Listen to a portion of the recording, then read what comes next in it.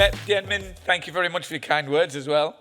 I'll just introduce our other two panellists on our far left, although I assume not politically, is Anand Sheth, who is the chairman of the International Lithium Association, who we've just heard from his CEO, Roland. Anand has more than 20 years experience in technical sales and marketing of lithium minerals and chemicals with Talison, with Galaxy, with Pilgrim Minerals and others. He's a founding chairman of ILIA and director at Titan International, and he's based here in WA. Dianmin we've met, and then Silvia Black from Amira Global. Thanks for joining us, Silvia. Silvia's qualifications in applied chemistry and a PhD in extractive metallurgy. Dr. Black has scientific research, analytical and innovative expertise spanning more than 35 years. A senior program manager at Amira Global, she leads strategic and collaborative initiatives by developing and managing a diverse portfolio of global research and innovation projects and programs focusing on long-term sustainability across the value chain. She's currently leading the strategic development of Amira's sustainability framework, which includes a newly developed lithium program. So Silvia, thanks very much for joining us. Anand and Dianmin, thank you. Dianmin, I think because you're still hot from giving your presentation, I'm going to keep you on. You'll find microphones. There should be one each. Silvia, if you can just pass that one. Yeah, perfect. It strikes me, looking at your presentation, Dianmin, that a sizable deposit with a grade of 1% lithium. 1% lithium is about the industry standard. Most spodumene projects have unlike gold or copper, there's a very narrow band of grades in a hard rock deposit space. Yet you talked about ensuring that Mana is cost competitive. How do you do that? How do you make a project stand out from its peers in a market like this? That's a good question. I think it's the experience, the design philosophy, principle is going to play an important role to reduce your cost, to reduce your capital. I think you can see, in Australia, gold industry, a company called Regis. When they produce gold at a grade of 0.9 in the Gardenwell project, I was very amazed when I heard that. And I think Nick Giorgiata and his team developed the project. You can see the project still running well, Regis, and they are a role model for me. I learned a lot from them. How you can develop the project, how you can design your production to achieve your profitable production when your resource is not first class. It's tier 2, tier 3 resource, you still be able to make money. From my own experience, I was the CEO and the MD of Northern Goldfields. When I took over the job, because there's only 1 gram a ton with a very old mill, how are you going to make money? That really is up to the management team, how you set up your goal, how you have your path of work to achieve a profitable production. We did that in 6 months. So I think for our Mana, again, we've got a tier 2 asset, but we need to have a good team to design, to operate a profitable production. I think you can get done. You have to be done in a different way. You have the innovation, technology, and hard working. Thank you, Dianmin. Anand, we just listened to Roland's presentation, and within your association, you've got lots of different companies and using different methods for extraction and lithium production. Quite often the conversation is about which one will win out. But it seems from Roland's presentation and talking to you and Roland last evening that it feels like there may be space for all of these different types of processes and production within the lithium supply chain as it matures. Now, anyway, thanks, Tom and Paydirt, for this opportunity. Yeah, lithium resources traditionally were hard rock and brines, and both have their plus and minus. And working in this industry for the last 25 years, it's not that one is better than the other. Both have survived. One tried to kill the other, but didn't happen. Because there is certain benefits out of those two. And now the demand is growing so far that all types of resources are needed. And we are now seeing geothermal brines. I mean, you see Vulcan, one of our members, developing that asset in Europe. You have lithium clays in US coming up. You have zinwaldite, which was at one point in time very difficult to do. So these are all lepidolites mines that come up. So lithium molecules are needed. So wherever it comes, which is most cost efficient and easy to process and is sustainable and responsible processing supply chain will work. Silvia, with your background in chemistry, this must be a fascinating commodity to be investigating and to be assessing. How are you seeing this development of new processes, new products, new sources of lithium molecules, as Anand says? Oh, look, it's fascinating. It's a fascinating field to be working in at this time in the world, where the lithium industry is growing. It's a relatively new industry, and there's a lot of new technology and new developments. There's a big push for the industry to move fast. Of course, they have to be competitive, but there's definitely room there for collaboration. And this is where at Amira Global we can actually facilitate that and encourage that, because at the end of the day, you do need to work together, and there's synergies, there's advantages in working together in aspects. While you're still being able to protect your own IP, you can still share some knowledge and experience for the benefit of the greater. And especially when the demand is going to continue.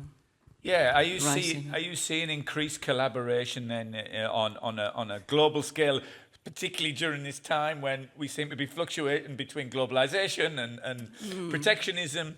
Do you think that is key to unlocking greater productivity and greater performance out of this sector? Yeah, like I said, for this industry it's relatively new, but of course across the whole value chain of other commodities, you can see it as an exemplar. Gold, for example, gold mining. You got the gold extraction project that's been running for 40 years. And, these are all the competitive companies that are working together to actually for mutual benefit and sharing. So you can have individual benefits as well as the compounded benefits from working together. So we're focusing on research and innovation in our way. And there's so much challenges and knowledge gaps to address through collaborative research and innovation. And it's not just involving universities, which is very valuable, but it's also bringing in the tech companies, the innovative tech companies, and getting them involved in developing their technology so that it's available commercially. Thank you. But also, it's also very important to involve regulatory governments, and especially in multinational global projects. I think it's important to be inclusive and respectful of government agencies and communities when you're developing new technologies, and you actually allow them to take part around the table to actually have an input, and at the end of the day, they're not surprised by the outcomes, and they're part of the process. So yeah. Yeah, it's a very interesting point, Anand. I mean, obviously, there's a lot of advocacy work to be done by your group. This is such a new industry. It must be to raise the profile and understanding in the general public of lithium and bring greater transparency and awareness about that value chain. Must be a really important part of what ILIA is doing. Yes, that's why ILIA was formed to create the transparency, and what was going on in the media before that wasn't very good and positive for the growth of the industry. And so ILIA was formed basically to educate, be the leaders in that field, create the right information, and support the industry to say the right things. So I think Roland and the team are really doing a great job on that. Yeah, you've had a big push there on transparency in the sector, particularly around carbon footprint and life cycle assessments. That must be a really crucial part, particularly for lithium, because of its connection to the energy transition. Do you feel that's a key to success in the public debate? Yeah, no, it's a good example of how the industry globally comes together, whether you are members of ILIA or not, with the product carbon footprint guidance that was developed out of this joint venture or collaboration of the whole industry. And that has helped the industry's progress towards more sustainable and responsible supply chain. This is one part of it. The guidance helps. And it's now under implementation by the mining companies, OEMs, and refiners, and all those people around the world. So it is critical that the industry come together and start developing those new ESG guidelines that are being coming up. So the association works together with everyone to help that. Thanks, Anand. Dianmin, your presentation included a lot on ESG, in particular the community aspect. Is a more level playing field in regards to carbon footprint, to water usage, to community engagement. Is that going to make Global Lithium's opportunity to attract investment and particularly strategic investors easier? I think, as you know, the native title negotiation in Australia is never be an easy job. I don't think anybody can really say they can get the negotiation done quite easily. So our strategy as a board, as a team, we need to try to work with the native title group to really to set up a good relationship and a good working platform with them, and explain the potential economic benefit for the native title groups. And I think what we can do is we need to engage, talk, communication, to achieve a mutual understanding of the benefit, and then we reach a good agreement by the end. Silvia, you've obviously been doing a lot of work on the ESG aspects in the lithium supply chain, and a lot of Australian companies really are banking on their ESG credentials to deliver them an advantage. Where does Amira Global, where is your work focusing on being able to carve out those advantages for individual companies? So we tend to focus, and we're continuously talking to members and also the industry as a whole to always identify opportunities, but also to stay up to date with knowing where the challenges and the knowledge gaps are. So that's why the sustainability framework was recently developed. And within that is a particular program that is under development at the moment, but it's literally talking to tier one members and experts around in the industry. It's something that is needed, and this is in relation to the plethora of guidelines and standards and procedures, and Europe is just pouring them out. Sometimes you get new standards or new guidelines, and then other ones are not relevant anymore, and so forth. And that's just an example, but it's across the world. And of course, being globally focused, there's a need for a coordinated way of bringing all that knowledge together. So, you know, like a repository, and this is what we're thinking of doing. And people around the table here, around the room, are collaborating in this project. So I'm bringing in the experts in the field.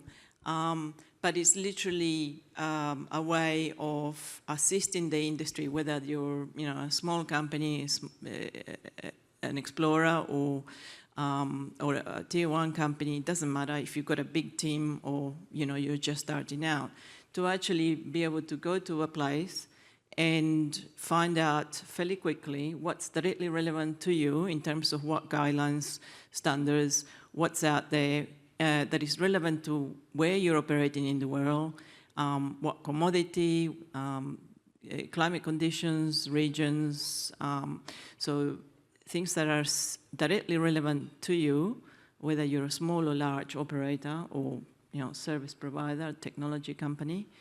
So it's all about just facilitating that, because it's quite overwhelming. When I talk to a lot of people, they say it's changing so fast that it's very hard to keep track of. So yeah, we're putting together a project, if you like, so sort of shortish project, but supported by developing machine learning and AI tools that will keep it fresh, and utilizing a knowledge platform initiative that we're leading at Amira, so that will sit there and will stay live and kept fresh and up to date. Hopefully the industry will find it useful and helpful in, you know, through the trajectory of ESG reporting and governance. That's right, the myriad and ever-changing nature of ESG standards. Well, I've been very greedy this morning. This is my second panel, and I've asked lots of questions already. I think I should get you to do some work now. Has anybody got a question? We've got some roving microphones, I believe, at the back of the room. Just please raise your hand. No, we're answering them sufficiently. Want to go to lunch? I think you're right, Silvia. I think everybody can smell a lunch.